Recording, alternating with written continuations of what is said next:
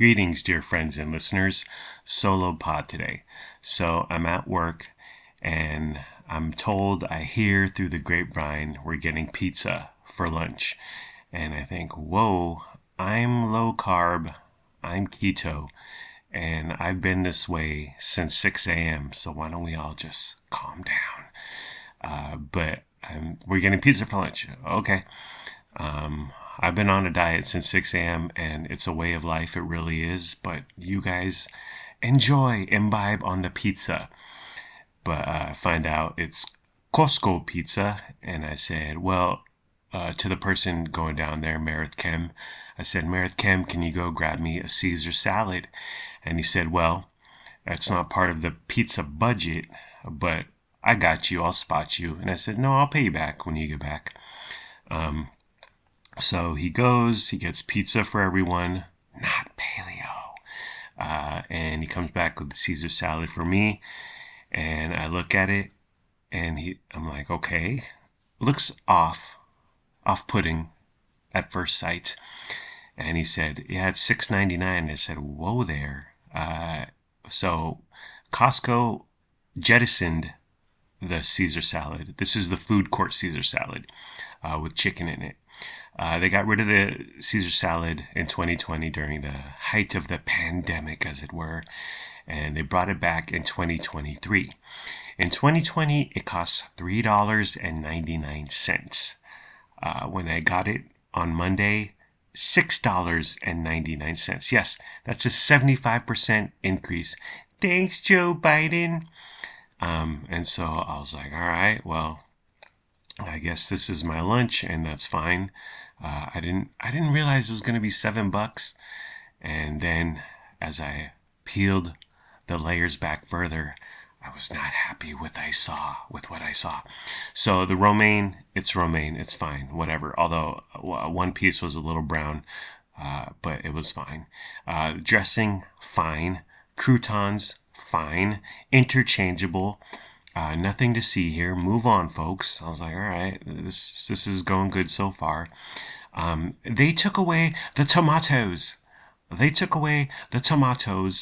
When they brought it back last year, for whatever reason. Now, if you're screaming at your telephone saying tomatoes aren't authentic in a Caesar salad, this is Costco, okay? We pay a membership fee to stand in line and eat mid pizza and subpar rotisserie chicken. That's what we do. That's how we roll. But tomatoes make everything better. They make a salad infinitely better. So the cherry tomatoes are gonzo, are disappeared. Poof, vamoosh, into the ether. They're gone. And then we move on to the chicken. Now, back in the day, 2020 and before, the chicken was strips of chicken breast. And there'd be grill marks on there sometimes, and it was a little rough. Not the greatest chicken on the planet. But it was doable, and it was fine for $3.99 for a big grilled chicken Caesar salad in the food court at Costco. But they've made a change. Now, Costco claims, and they put it on the sign, that they use rotisserie chicken. And I thought, okay, that's fine, I guess. You want to use your day-old rotisserie, the rotisserie that didn't sell? I guess that's okay. It's just like fried rice. You get fried rice in any Chinese joint, and it's day-old rice. They use day-old rice to make the fried rice because it's stickier. It's gluier. It's glommier. It's better for fried rice. But it's Costco claims they're using rotisserie chicken. But I unfurl the lid, and it's canned chicken. Okay, you can say it's rotisserie till you're blue in the face, but I knows canned chicken when I see canned chicken. Okay, it was musty, mushy, slimy, mealing, disgusting. It was terrible. It was so bad. And I get it. You took it away and costs are up, but you drove the cost up 75%. You took away the tomatoes, so you cut costs there, and now you're using canned chicken? Nasty. No bueno. It was, of course, I ate it. Listen, you put Caesar salad on anything, it's a jolly good time. As Guy Fieri likes to say, you put that sauce on anything, you put that sauce on a flip flop, and I'll eat it. 710 calories in this giant, disgusting Caesar salad. There went my diet right out the window. I was so on track. And Costco and Chem derailed me. Never again, unless I go back to sliced chicken breast. You take away the cherry tomatoes, I suppose that's fine. But the sliced chicken breast is a deal breaker. That's a deal breaker, ladies. But I could walk around with the salad and head on over to the produce section, grab a couple cherry tomatoes. Head on over to the refrigerator section, the deli, grab a chicken breast or two. What is this a la carte? What is this chicken breast a la carte? So Merit Chem fronted me $6.99, and I said, I'll get you back. And the next day, I brought him $10. And I gave him $3.01 for tip, good service. Although for that nasty chicken, I gave him 2 stars on his DoorDash review. But he lent me, or he refunded me $6.99 plus tax. And so I was going to give him 8, but I figured why not 10, because he did me a solid and he bring it back. But I've always been like that. Like, I borrow money, I pay it back as soon as humanly possible, hopefully next day. Usually not with interest, but with Merit Chem, I'm not going to give him whatever it is, $7.56. So I gave him a 10, and we're out and about. We're doing our thing at work, and we see a guy, and he's like, hey, where's Esteban? And we're like, we're kind of playing dumb because we don't know. And we know this guy. I recognize this guy. I'm new, but my coworker recognizes him. And it's usually hi, bye, whatever. But yesterday he was like, hey, where's Esteban? And we're playing dumb because we didn't know what this guy was on about. And so we're like, we don't know. He's around. He'll be out again. Blah, blah, blah. He'll be on this route again. He'll be over here again. And I was like, dude, what's your deal? Why do you want to see Esteban so bad? And he goes, oh, because he owes me $200. And I thought, wow, you're dumb for loaning him that. Actually, I was told when I first began, do not loan Esteban money. And I haven't loaned Esteban any money. I would like to repay as quickly as possible. If I find myself in a bind where I don't have any cash, I try to hit my partner back. This is when I used to have friends. I would hit my friends back ASAP, hopefully next day. And I'm like that, loaning money. I'll loan it out and not expect it back. But if I loan you 20 and you don't pay me 20, I will not loan you another 20. So this dude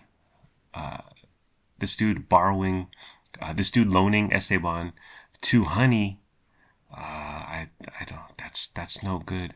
That's not good. I know a few people at work who have coworkers, who know a few other people at work who owe people money. Like, who's borrowing money at work? It's like when, Steve needs vacation time. Steve has no more vacation time. Does anyone want to donate their vacation time for Steve? No, I don't. Steve shouldn't have taken all this vacay so quickly. So leave me alone. Leave me out of this. I barely know Steve. So speaking of money, my coworker, he likes to go to casinos, right? He says the Asian food at Sky River is really good, The steak at Thunder Valley is really good, and the buffet at Red Hawk is chef's kiss. But he goes to all the casinos. He likes casino. I mean, weeknights, the dude is at casinos, and that blows my mind.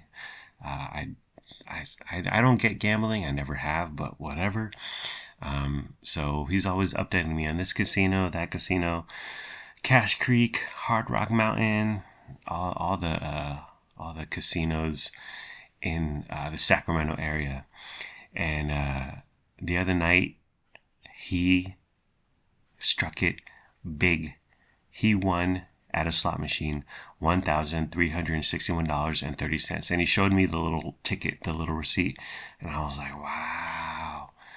But then, because I don't gamble and because I wanted to bring him down back to my level, I went instantly to the, so what are you up for this entire month? Or how about this year? Or how about your entire life? Yeah, you might be up 1361.30 tonight, but for your life, you're down 17,000. So think about that. But seriously, we talked about this, and I was happy and joyful for him, I guess. But I pulled him over to the side and I said, bro, gambling will not give you joy, and seeking temporary pleasure will not bring you happiness. And the only thing that will bring you joy and happiness is love and your friends and family. I picked Luna up from school the other day, and it was just me versus me. I didn't know whether to be bumping when I pulled up to the high school parking lot. Phil Collins, Against All Odds, or Janet Jackson, Pleasure Principle. Now, Phil Collins, In the Air Tonight, gets all the attention because of that stupid Brad Cooper, Mike Tyson movie. Whatever. Against All Odds is fabulous, and Genesis In Too Deep is better than both of them. But I decided on Janet Jackson, Pleasure Principle, because it's upbeat, and I want Luna to get into the car and hear, all this time I've been searching, nowhere to run to. And then she would have been like, you okay? You good? You good, Vince? But I decided to go with Janet Jackson, Pleasure Principle, riding in your limousine. Went out to eat recently. So, Carolyn's hairdresser gal, Hazy Rad, has moved to Orangevale, Salon in Orangevale. So we went out there, and her hair thing is a couple hours, hour 45, 2 hours, somewhere around there. So I try to find stuff to do, and it's actually right in the little shopping strip mall area is the Orangevale Library. So I was like, all right, bet. But before that, I went to a place also in that little strip mall called Hot Off the Griddle, and I got a veggie omelet and coffee, and it cost me $30. So the vegetable omelet cost $17.99, so $8. The coffee costs $4.99, so $5. So that's $23. Throw in some change in there, throw a tip, $30 for an omelet and coffee. I was just like, next time I'm going to Taco Bell, it's right across the street. By the way, this place, side of bacon, that's 4 slices of bacon, $6.99, okay, for 4 slices of bacon. And it looked burnt, overdone bacon, which is fine. I actually like my bacon like that, but it didn't look appealing, promising. You don't sell bacon at nearly $2 a slice and singe it, burn it, roast it. We all ate a habanero recently, so my boss, she grows veggies and fruit in her garden, in her backyard, and she brought habaneros just to work. And going back to Esteban. So Esteban loves these habaneros. Like the other day, he brought McDonald's for breakfast. So he had a McDonald's sandwich, a McGriddle. And in one hand, he had the McGriddle, and in the other hand, he had the habanero, and he would just take a bite of the McGriddle, take a bite of the habanero, McGriddle, habanero, McGriddle, habanero, McGriddle, back and forth, back and forth. I was like, wow, dude. And so I said, hey Esteban, what is that on a scale of 1 to 10 for you, that habanero? And he said a 1, and I said, what do you think it will be for me? And he said, an 8, and I said, okay. But we all ate one, me, Len, Carolyn, super hot. Len just kept saying, all I taste is hot, all I taste is hot. And I was like, yeah, that's what it is. But he likes Flamin' Hot. He likes Takis. And with Flamin' Hot, all I taste is heat. And with Takis, all I taste is heat and chemical lime. So I don't know what he was on about, complaining about the habanero just being pure hot. But he took it down like a man. I paid him $5, and I gave him 15 extra for being a good sport. I gave him 20 total for habanero. And when I first paid him $5 to eat a habanero, I thought this could go wrong, and then the unsolved mystery or the KCRA police report will begin with, they all thought it was fun and games when the stepdad paid Lennox $5 to eat a habanero, but things didn't go as planned. Speaking of spicy stuff, back to Meredith Kem, he brought these really spicy cup of noodles to work, and so he sort of dared me, but he was like, try it. So I took a bite. Oh my goodness gracious. This thing was fire. Oh Lord Jesus, it was a fire. And I was just like, there was smoke coming out of my ears. Water. And I was like, why did I do this at work? Why did I succumb to his bullying and eat this dangerously spicy noodles at work?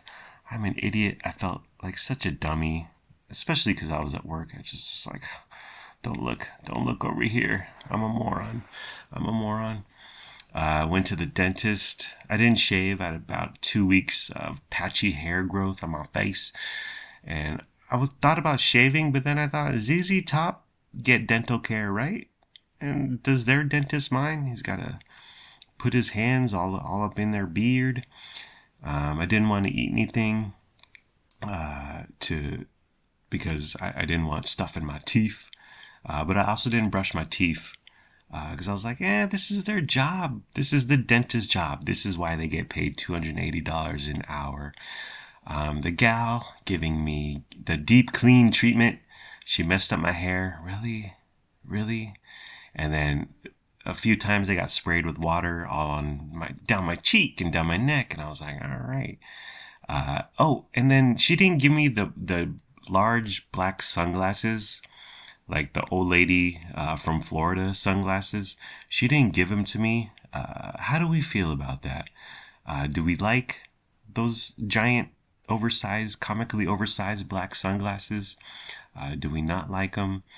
And then, do you close your eyes when you have those on? Do you close them when you don't have anything? I never know. Sometimes I look at her. Sometimes I look at the window. And then when she blocks the window, I close my eyes. I don't know what to do. She hit me with the plans for the weekend. I thought, really? I forgot to use chapstick, so my chaps were getting kind of dry. But my thing is that my tartar, it grows thickly and quickly, so I got to nip it in the bud. I got to go back in about 3 weeks, September 20th, I believe. I have another appointment for post-op deep clean, something or other. But the best part about the appointment was they were playing Aaron Neville. And if you've never met Brandon Fisher, first of all, you're missing out. But if you do meet Brandon Fisher, Carolyn's brother, one of Carolyn's brothers, ask him to do his Aaron Neville impression, because it brings the freaking house down. It goes a little something like this. Hit it. I don't know much, but I know I love you.